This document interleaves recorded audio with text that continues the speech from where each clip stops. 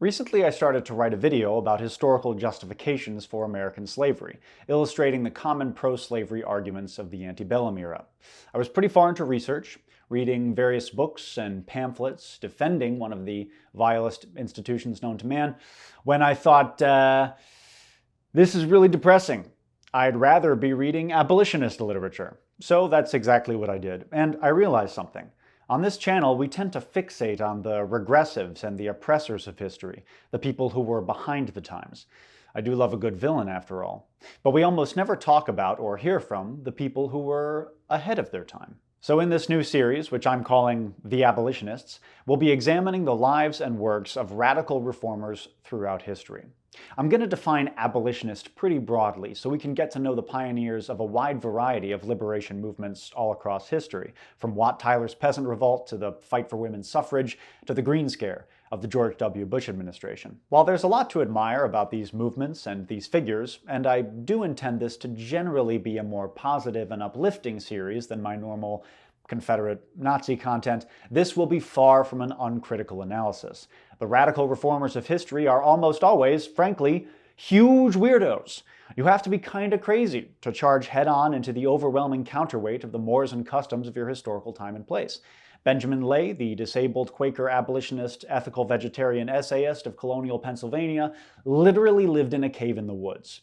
Furthermore, from the Puritans to the Bolsheviks, many revolutionary movements throughout history became compromised by megalomaniac leaders and authoritarian tactics. And on an individual level, being ahead of your time on one issue doesn't make you infallible.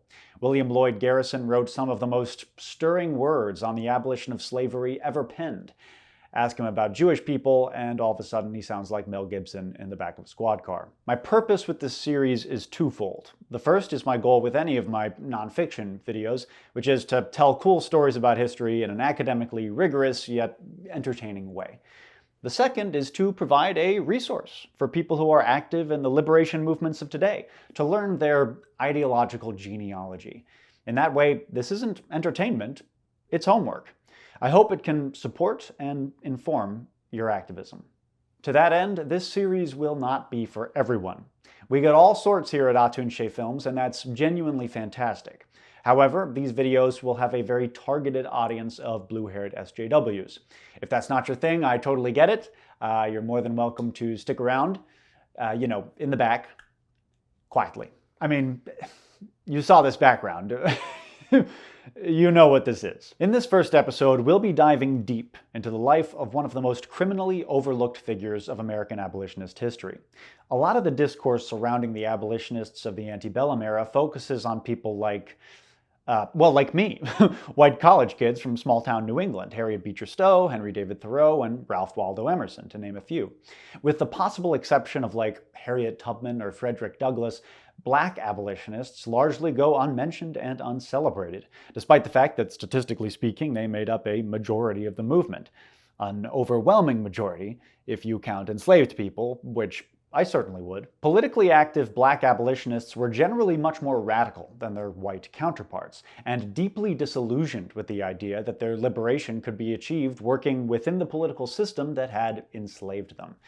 Nowhere was this bitter radicalism more starkly evident than in the writings of Martin R. Delany, a firebrand activist turned first Black field officer in United States Army history. As the government-sanctioned subjugation of Black Americans reached its fever pitch in the 1850s, and the mainstream abolitionist movement continued to push for integrationalism and legal legitimacy, Delany broke decisively with the broader movement by saying, "Hey, Black people, screw this, let's fucking leave."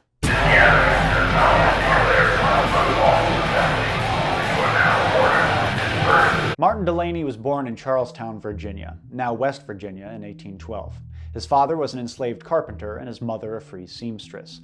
According to his 1868 biography by civil rights activist and suffragette Frances Rollin, his maternal grandfather was a Mandinka prince, a fact she claims Delany pieced together on a visit to West Africa.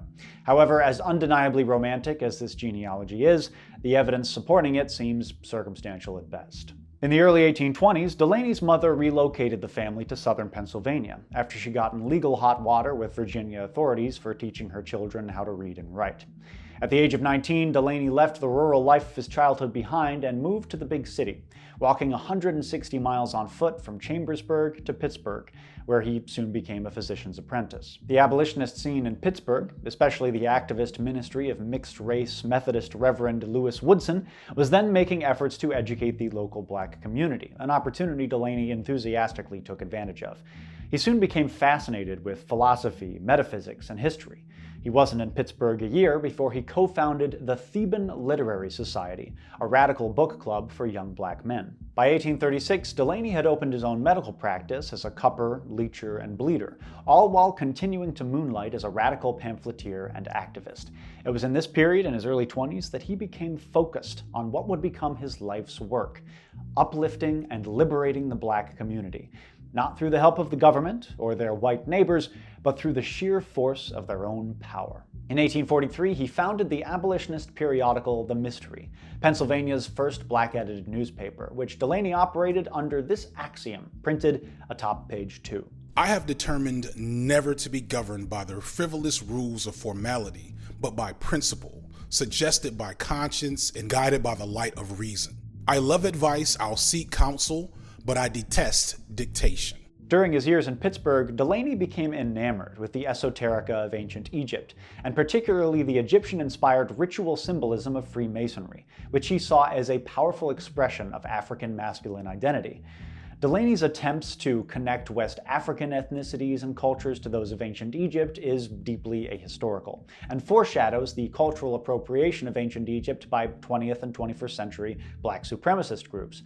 Nonetheless, Delany's Egyptomania came at a time when racialist white ethnographers were attempting to prove that all civilization ultimately sprang from white people, and themselves were trying to co-opt ancient Egypt as some sort of ancient Aryan ethnostate. And like all African-American Egyptomania, Delany's cultural appropriation needs to be understood in the context of the diaspora.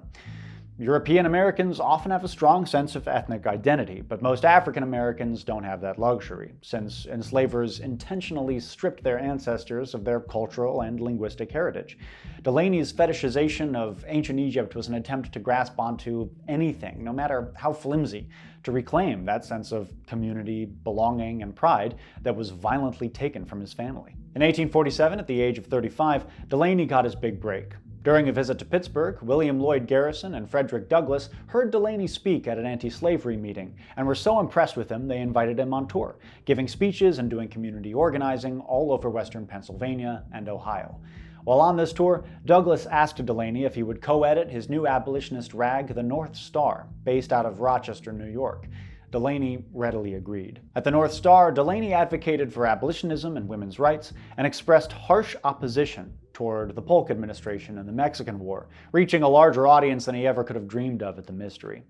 This was Delany's most fertile time as an essayist, and his writings for The North Star reflect both a tireless determination for the cause of black liberation and optimism for the future of racial equality in America, as typified by his iconic editorial on the true meaning of patriotism. Patriotism consists not in mere professed love of country, the place of one's birth, nor simply the laws and political policy by which such country is governed, but a pure and unsophisticated interest felt and manifested for man, an impartial love and desire for the promotion and elevation of every member of the body politic, their eligibility to all the rights and privileges of society. Forever a pragmatist, Delany had concrete strategies to effect such laws and policies. To elevate their community in the bitterly hostile environment of the 19th century United States, African Americans would need to actively accumulate capital in order to acquire the political power necessary to achieve equality. The black community's greatest handicap in this regard, Delany believed, was their reliance on superstitious religion, their greater esteem of faith over works. The white man and women are not satisfied without a large portion of the world's goods and the fullness of their enjoyment. But the colored men and women are perfectly satisfied, contented, and happy in the language of the slaveholder, to live in the service of God and eventually die and go to heaven. We must therefore become a business money-making people.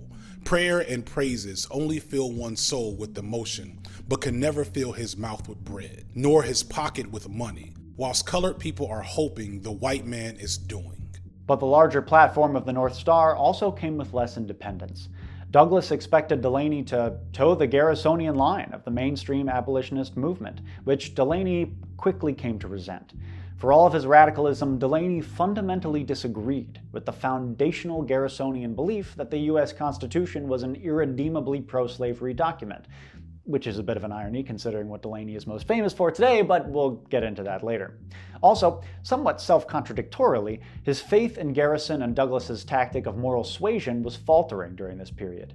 Moral suasion basically being widespread public outreach to attempt to convince Americans to stop being so vehemently goddamn racist, one conversation at a time. Delany may have also felt a tinge of envy at Douglas's widespread fame and his leading role in the movement as the face of Black America.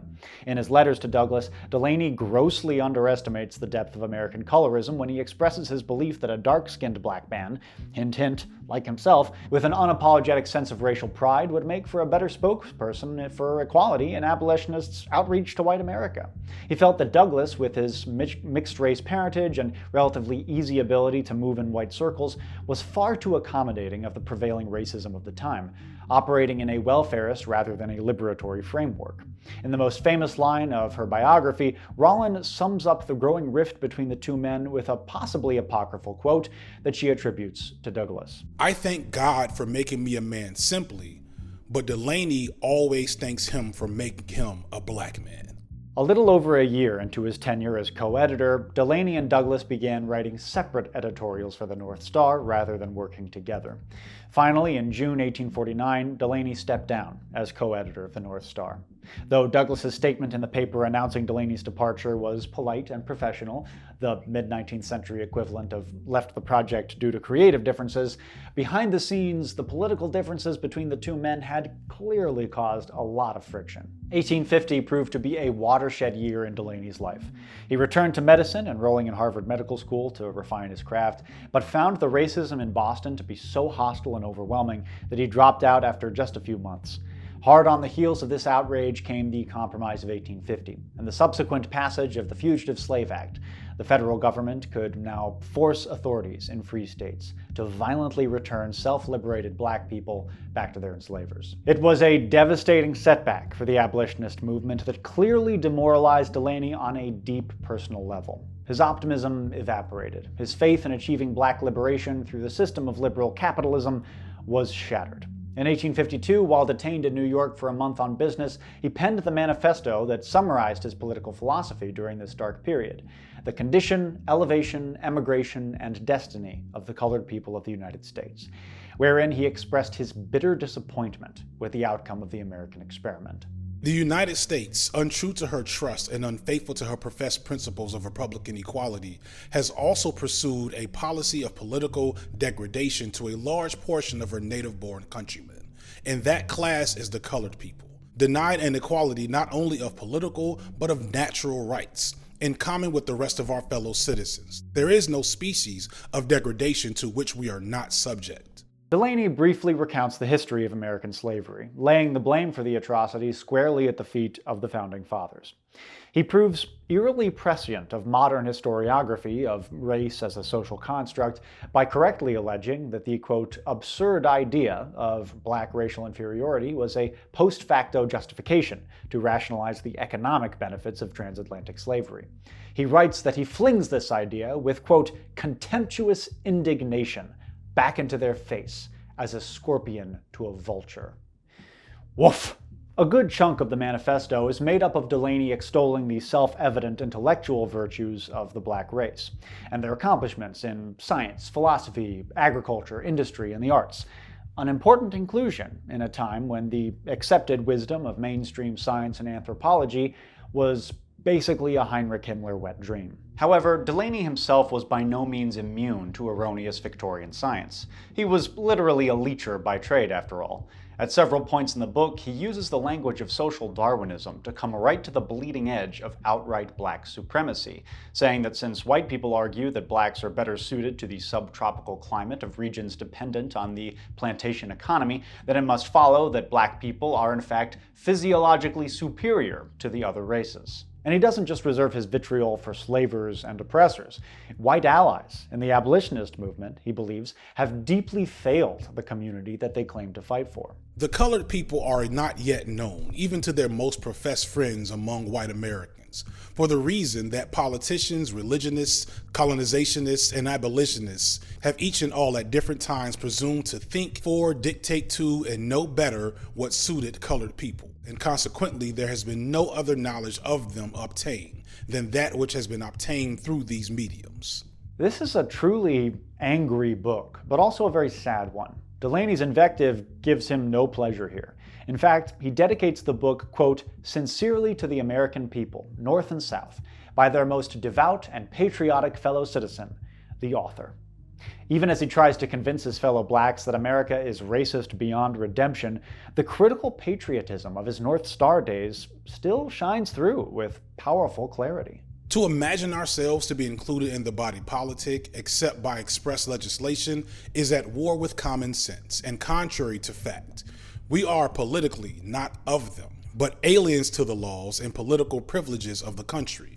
These are truths, fixed facts, that quaint theory and exhausting moralizing are impregnable to, and fall harmlessly before. We love our country, dearly love her, but she don't love us. She despises us and bids us be gone, driving us from her embraces.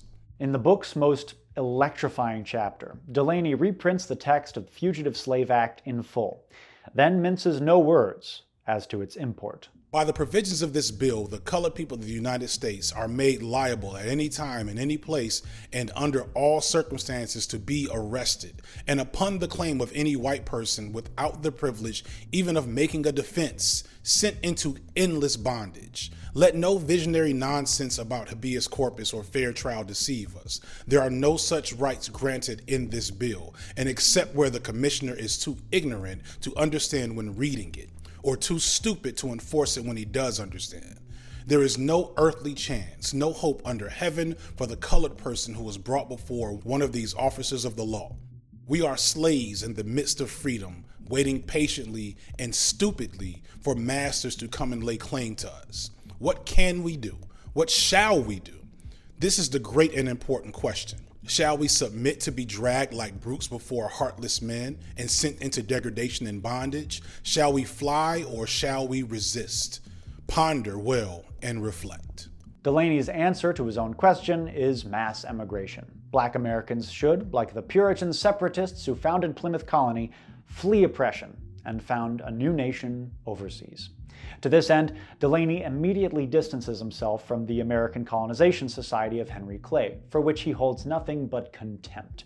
Black emigration must, he argues, be a project spearheaded by blacks themselves. Finally, he considers the pros and cons of potential new homelands, to his mind the most viable being somewhere in Africa or Latin America. He argues that large numbers of black Americans would doubtlessly be an enormous political, cultural, and economic asset to whichever country would adopt them. Condition, elevation, emigration, and destiny was largely met with hostility by the broader anti-slavery movement. Delany allowed himself to be pulled into a public spat in print with white abolitionist Oliver Johnson after the latter published a scathing review. Frederick Douglass ignored the book and didn't so much as mention it in the North Star, causing Delany to write him a fairly petulant letter of complaint. You could have given it a circulating notice by saying such a book had been written by me, saying anything else about or against it as you pleased, and let those who read it pass their own opinions also. But you heaped upon it a cold and deathly silence. This is not the course you pursue towards any issue, good or bad, sent to you by white persons. You have always given them some notice. The former friends would find themselves at loggerheads once again in 1853, when Delany publicly criticized Douglass for his effusive praise of Harriet Beecher Stowe's new novel, Uncle Tom's Cabin. Echoing his disdain for white allies that he expressed in his book, Delany argued that as a white woman, Stowe didn't really know anything about black people and couldn't authentically speak for them. When Douglass hosted a national black abolitionists convention in Rochester that same year, Delany refused to attend and instead organized his own emigration convention in Cleveland, with cocaine and hookers, where he delivered a 7-hour speech summing up many of the main points in his book. For the rest of the 1850s, Delany threw himself into the logistical work of mass emigration, mainly by trying and failing to acquire funding for the venture. He and his family moved briefly to Canada, where he met and strategized with John Brown, and in 1859 he finally received a grant for an exploratory expedition to Africa, searching for the homeland he had been dreaming about for years at that point. But then, in 1861, everything changed with the outbreak of the American Civil War. By the time South Carolina militia fired on Fort Sumter, Delany's emigrationalism and race essentialism had tempered somewhat, but the outbreak of war, and especially the passing of the Emancipation Proclamation 2 years later, led to another sea change in Delany's fight for black liberation. Violent resistance against enslavers had been a key plank of Delany's militancy post-1850. In fact, he wrote a novel around this time about a Nat Turner-like figure who fomented a large-scale slave rebellion. But now, the people who were killing slave owners were, shockingly, the federal government, who at every turn previously had been completely at odds with all the goals of the abolitionist movement. So Delany figured if you can't beat him, join him, and started recruiting black soldiers for enlistment in the United States colored troops in 1863. By 1865, he had proven himself so invaluable to the United States war effort that he had a face-to-face meeting with Abraham Lincoln. Delany, whose radicalism had made the people who publicly burned the Constitution uncomfortable, was now having tea and biscuits with the President of the United States. As a result of this meeting, Delany was commissioned as a major in the U.S. Army, the first black commissioned officer in American history. To make this ideological whiplash even more dizzying, after the war, Delany was appointed a commissioner of the Freedmen's Bureau in South Carolina. He became convinced, not unfairly, that Reconstruction represented black Americans' best chance for true, unconditional equality. To that end, he sought to create a partnership between Northern capitalists, white Southern landowners, and black Southern laborers, an economic scheme he christened the Domestic Triple Alliance. Great name. Now an older man in his late 50s and one of the most influential black Republicans in South Carolina, Delany began to self-identify as a political moderate, writing to Frederick Douglass these lines that rewrote history just a teensy bit. Just a little bit. With the same faithful adherence to the cause of universal liberty as in antebellum days, shall I continue to advocate the rights of the whole people of the state, without regard to race, color, or politics. On that last point during Reconstruction, Delany reached so far across the aisle that a leopard ate his fucking face.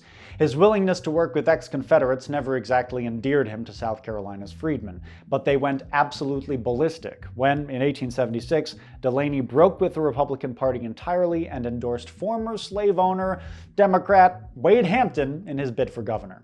The move, which was intended to be strategic bipartisanship, was a PR disaster that backfired horribly. Because of course it did. The failure of Reconstruction in 1877 was a major blow to the progress of civil rights in America. But the national and personal failures in Delany's activism during this period didn't embitter him like the Fugitive Slave Act had. In an 1883 meeting of prominent black political leaders in Washington, D.C., commemorating the 20th anniversary of the Emancipation Proclamation, he expressed confident optimism about the future of black uplift in America. However, when the men at the meeting were offering a series of patriotic toasts, Delany raised a glass instead to the Republic of Liberia. Clearly, on some level, he was still hedging his bets for Africa. Delany's health rapidly declined, and he passed away 2 years later. Martin Delany is best known today for Condition, Elevation, Emigration, and Destiny, and most scholarship about him focuses on his emigrationist period in the 1850s.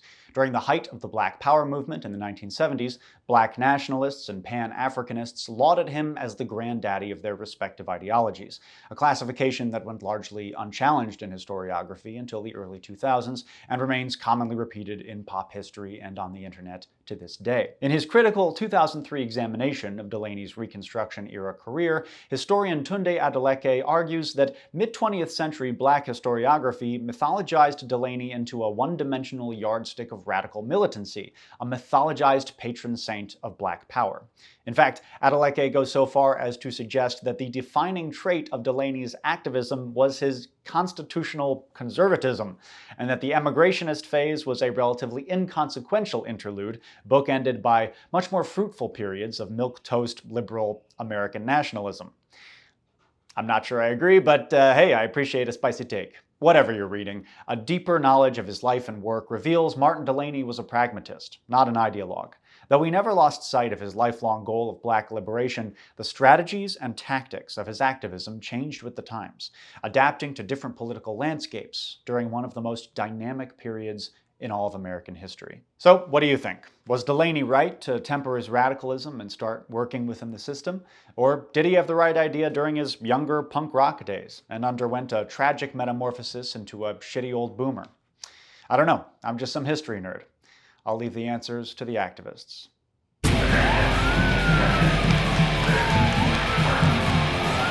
Yeah.